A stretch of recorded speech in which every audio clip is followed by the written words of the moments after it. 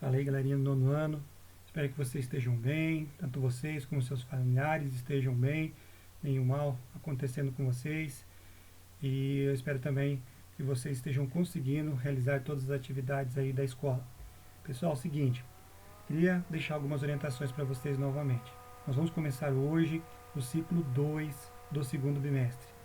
Nesse ciclo 2 nós vamos voltar para o capítulo 4, que trata da República Velha no Brasil. O seguinte, esse assunto nós já estudamos ano passado para quem estudou conosco aí no Graciosa. Então a gente vai relembrar, vai dar uma passadinha.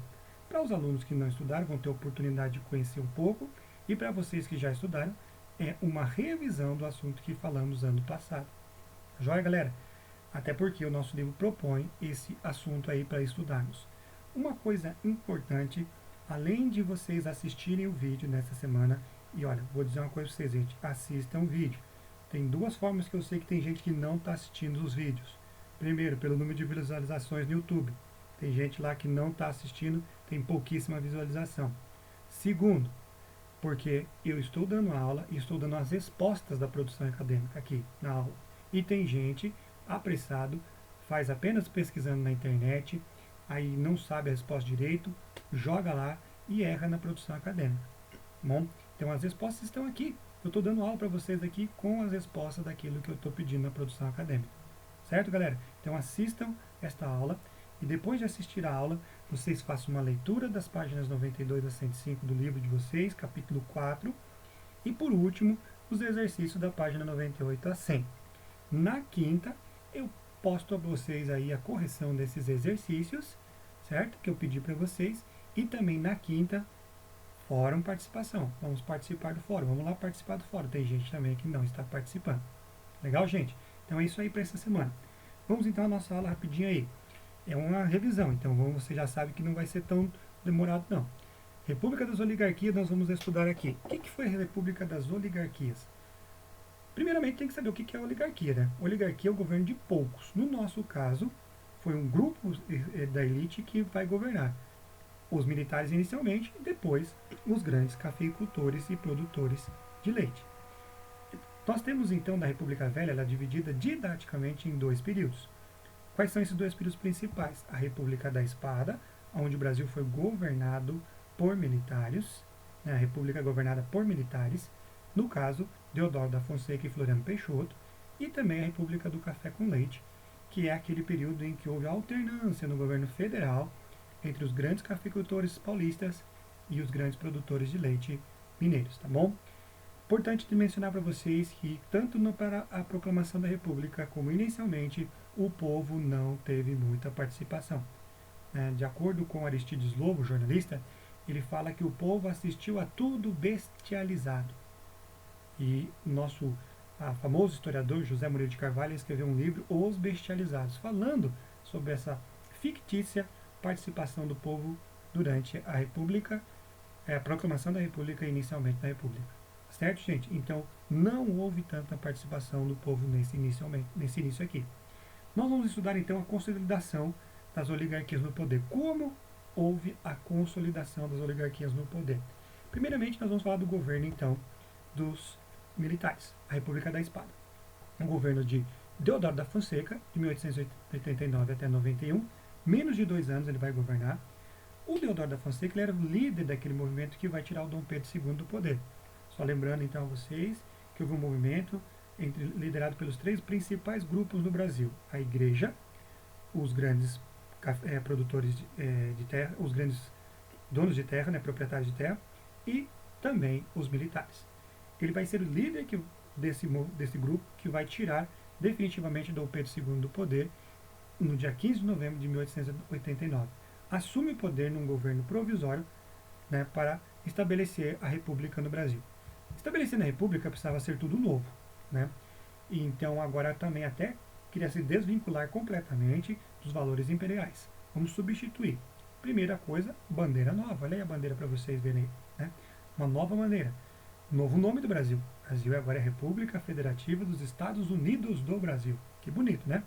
Note que o próprio nome também se parece com o estado, com o país que nós estamos referindo, que é os Estados Unidos. A bandeira parecia muito com a bandeira dos Estados Unidos. e também uma nova Constituição, a Constituição de 1891, que tinha como principais características essas aí, ó: a extinção do poder moderador, manutenção dos outros três poderes e extinção do poder moderador, aquele que era exclusivo do imperador, né? Foi-se criado no Brasil um sistema federativo composto por 20 estados federados e um Distrito Federal, no caso do Rio de Janeiro. O voto era um voto aberto, o voto onde era falado, não é voto secreto como nós temos atualmente, então um voto falado abertamente para as outras pessoas, e era universal. Puxa, que legal, todo mundo pode votar agora, diferente do Brasil Império, onde o voto era censitário, só um pouquinho de gente podia participar, mas tinha exclusão dos analfabetos. E o Brasil, nesse momento, aproximadamente 80% da população era analfabeto, ou seja, ainda assim, poucas pessoas participavam tanto na formação política do nosso país. Bom, foi também criado o ensino superior leigo, até porque foi feita a separação da igreja e do Estado. Houve a separação da igreja e do Estado. No Brasil Imperial havia a união. Agora aqui no Brasil República, a separação através da Constituição de 1891. Essa é a primeira Constituição da República Republicana do nosso país. Bom, gente, continuando então. Nesse governo do governo de Eduardo Fonseca também houve a política do encilhamento. O Brasil estava passando por uma situação econômica não muito boa, e essa política econômica foi estabelecida lá por um amigo, o jurista Rui Barbosa, né, o poeta e jurista Rui Barbosa. E ele teve uma ideia interessante. O Brasil dependia muito da economia agrária. Dependendo da economia agrária, então agora vamos mudar essa coisa, vamos investir na indústria. E como investir na indústria se não tem dinheiro? Então o governo emprestaria esse dinheiro para essas pessoas investirem na indústria. Era uma aposta interessante. O grande problema foi qual? As pessoas pegaram esse dinheiro e, ao invés de investir na indústria, eles resolveram apostar nas bolsas ou em outras coisas. Pegaram os recursos que eram para investir na indústria e investiram e apostaram em outras coisas. É daí que vem o nome encilhamento. Encilhamento é aquele momento justamente da largada de uma corrida de cavalo, que era o momento onde as pessoas mais apostavam. E foi o que aconteceu aqui. Os recursos que eram para investir ou apostar em indústrias acabaram sendo usados para fins próprios. Tá certo, galera? Então, infelizmente, não deu certo, ficou insustentável para o Deodoro da Fonseca governar e ele resolve sair do poder. E assume o seu vice, o Floriano Peixoto, que foi conhecido como Marechal de Ferro, devido às suas convicções fortes, militares, positivistas e também republicanas. Tá bom? Ele vai assumir o poder de forma inconstitucional, ou seja, a Constituição previa que deveria ter pelo menos 2 anos de governo. E não foi o que aconteceu. Deodoro da Fonseca saiu antes de completar os 2 anos. E aí deveria ser estabelecido novas eleições. E não foi o que aconteceu. Ele, apoiado por outros setores da sociedade, acabou assumindo o poder de si mesmo. Por causa disso, dessa inconstitucionalidade, ele teve que enfrentar algumas revoltas. A revolta da Armada, entre os militares no Rio de Janeiro, que ameaçaram até bombardear o Rio de Janeiro, e a revolta federalista lá no Rio Grande do Sul, né, que não aceitam o governo de Floriano Peixoto. Ele vai acabar perdendo a eleição para presidente em 1891 para o nosso amigo Prudente de Moraes, que será o primeiro presidente civil do Brasil. Bom, o primeiro presidente civil, então, seria esse camarada aí chamado Prudente de Moraes. Na fase política, gente, aqui é importante a gente saber, então, que estabelece a nova era política no Brasil, que é a chamada República do Café com Leite. Essa República do Café com Leite é interessante. Nós já tínhamos falado para vocês que essa é a alternância no governo federal dos grandes cafeicultores paulistas e dos grandes produtores de leite mineiros. Eles, né, faziam acordos para que eles assim chegassem e permanecessem no poder. A imagem que você vê ali, à esquerda aí, é uma imagem bem interessantezinha, que temos lá a cadeira representando o poder federal e os dois ao lado seriam o governo de São Paulo e de Minas Gerais do outro lado. Todos os outros estados querendo uma fatiazinha, um pedacinho nesse poder. E eles tinham esse poder através de acordos. As outras oligarquias, menos expressivas, trocavam esse apoio a São Paulo e a Minas por cargos, por vantagens na administração dos presidentes, né, paulistas ou mineiros. Tá bom, gente? É assim que eles mantinham o poder. Mas você fala, poxa, mas eles tinham o poder de todo mundo. Como eles fizeram isso? Eles vão usar todos os níveis, tanto o nível federal, como também o nível estadual e nível municipal. No nível estadual, eles estabelecem a política dos governadores, que é um acordo entre os governadores e os presidentes de apoio mútuo e de não interferência. Eu vou te apoiar e não vou interferir nos seus negócios, presidente. E o governador fazia a mesma coisa, certo? Ele apoiava e não interferia nos negócios do presidente. E aí, o que vai acontecer, né? Eles apoiam um ao outro em troca de benefícios e de vantagens e vão aumentando esse poder. Então, com isso, o presidente tinha os votos no nível estadual para que ele pudesse continuando beneficiando também os governadores, certo? Então, isso é interessante. Era a forma como eles, então, mantinham o apoio. E no nível municipal, tinha o coronelismo. O coronel era um termo usado lá para os grandes proprietários de terra, geralmente grandes proprietários de terra, que tinham grande influência numa determinada região.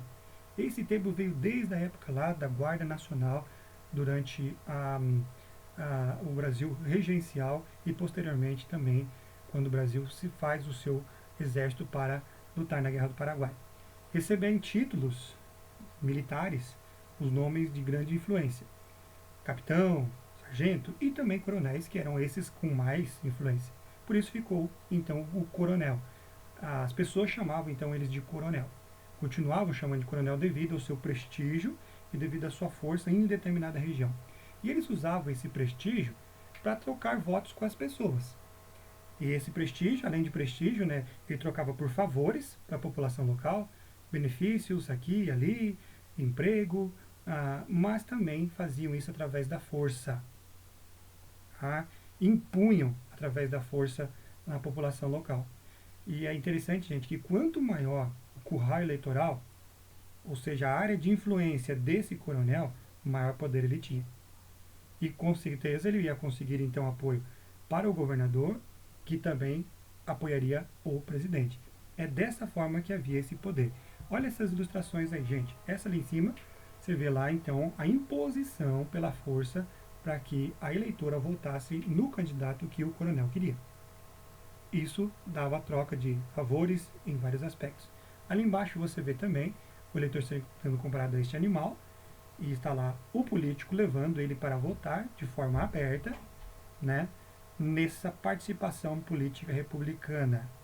Então percebe-se aí nessa charge também o nosso chamado voto de cabresto, que assim ficou conhecido, volto aqui, desculpa, ficou conhecido como voto de cabresto pela imposição que os coronéis davam e deveriam votar em quem eles queriam. Aí nessa ilustração, a gente viu até no ano passado isso daí, é a ilustração que nós mostramos aí para vocês a estrutura política, desde o nível federal, presidente, ao nível dos governadores, que é o governo federal, o estadual, e coronéis nível municipal. E aí você percebe lá, café com leite a nível federal, política dos governadores, nível estadual, apoio mútuo com o presidente, e o coronelismo, aquela imposição e troca de favores para que consigam votos. Interessante que essa mesma estrutura até hoje se permanece em alguns aspectos no nosso país, né? Não podemos ir longe. E na economia, gente? Na economia, justamente, se você tem uma política do café com leite, onde os grandes produtores aqui mandam, eles iam favorecer esse setor agroexportador, né? E eles não queriam ter perdas. E para não ter perdas, em 1905 e 1906, estabelece uma reunião chamada Convênio de Taubaté, onde eles aprovam uma política chamada Política da Valorização de Café. Para não perder dinheiro, esses grandes produtores forçaram o governo a assinar isso. O governo então teria que comprar o excedente da produção de café. Quando havia muito café, quer dizer que os preços baixavam demais, então eles tinham pouco lucro. Então o governo comprava esse excedente para quê? Para que equilibrasse o preço do café e não ficasse tão barato. E assim eles teriam muito lucro. Mas onde o governo brasileiro vai conseguir esse dinheiro? Ele vai emprestar do estrangeiro, emprestar de fora. Mas e para pagar o estrangeiro? Bota imposto na galera. Aumenta o imposto para que a galera pague essas regalias da elite brasileira. Infelizmente, como eu havia falado, não se difere muito da nossa atualidade. Certo, gente? Por isso que é interessante a gente estudar até a história, que na nossa política brasileira, ela se mantém muito semelhante desde os seus primórdios da República. É isso aí então, gente. Eu espero que vocês tenham entendido. Fica aí mais uma vez o alerta para vocês essa semana assistirem o vídeo e participarem do nosso fórum aí, tá bom, gente? Grande abraço para vocês.